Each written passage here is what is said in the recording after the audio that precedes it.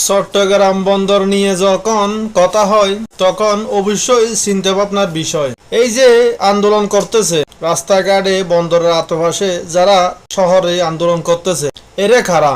এদের স্বার্থ কি?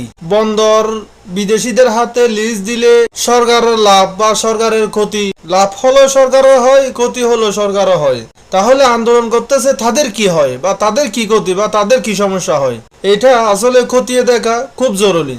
কারণ 53 বছরও 56 বছরও এই চট্টগ্রাম বন্দরে উন্নতি মুড়ো ঘটেনি, বরঞ্চ আরো তলানিতে। পৃথিবীতে 450টা বন্দর আছে, 355-60 নম্বর। কারণ কি?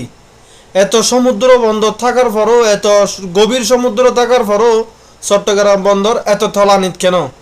দুর্নীতি আর সাদাবাস আর ঘুষখোর, এদের কারণে আজ চট্টগ্রাম বন্দর তলানিতে। তো আমরা প্রবাসীরা আসলে খুশি।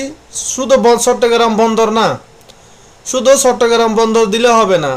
যত এয়ারপোর্ট আছে আন্তর্জাতিক, চট্টগ্রাম এয়ারপোর্ট বলেন, ঢাকা আন্তর্জাতিক এয়ারপোর্ট বলেন, সিলেট বলেন, যত এয়ারপোর্ট আছে সমস্ত এয়ারপোর্টগুলো বিদেশির হাতে দিয়ে দাও। কারণ আমরা প্রবাসীরা যে হরানিটা হই বলার মতো না। গতবার আমি ছুটিতে গেছিলাম, তারা এমনভাবে তাকিয়ে থাকে, ইমিগ্রেশনে গেলে মনে করে আমরা চুরি ডাকাতি করে বিদেশ থেকে আসছি, এরকমভাবে তাকিয়ে থাকে।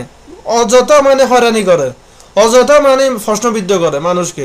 বিদেশির এয়ারপোর্টে কত সালাম করে, কত শ্রদ্ধা করে, স্যার বলে সম্বোধন করে, ডাকে। অথচ বাংলাদেশ এয়ারপোর্টে নামিলে আমাদেরকে কি করে? হেনস্থা করে, বিভিন্ন ধরনের হ্যারাসমেন্ট করে।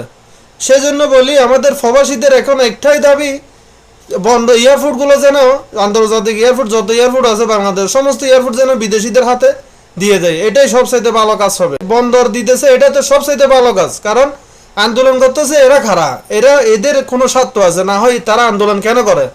অন্য কিছু করলে বা অন্য রাস্তাঘাট বিভিন্ন ধরনের কাজকর্ম করলে বা বিদেশিরা করলে বা বিদেশিদের দিলে, সেখানে তো তাদের কোনো আন্দোলন নেই। পদ্মা সেতু বিদেশিরা সাদা তুলতেছে, তাদের কোনো আন্দোলন নেই। বিভিন্ন টুল প্লাজা, বিভিন্ন ফ্লাইওভার বিদেশিরা কন্ট্যাক্ট সিস্টেম করতেছে, সেখানে তো তাদের আন্দোলন নেই। বন্দরে কেন তাদের আন্দোলন? নিশ্চয় এখানে কি আছে? বড় বড় চোর বাটপার আছে। আপনারা অবশ্যই খতিয়ে দেখবেন।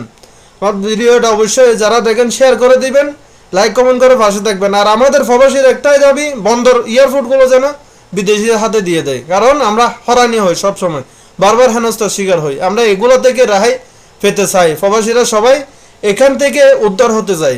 এয়ারপোর্টে যে বড় বড় রাখবওয়ালা আছে, তাদের থেকে আমরা রেহাই পেতে চাই। দয়া করে সবাই ভালো থাকবেন, সুস্থ থাকবেন।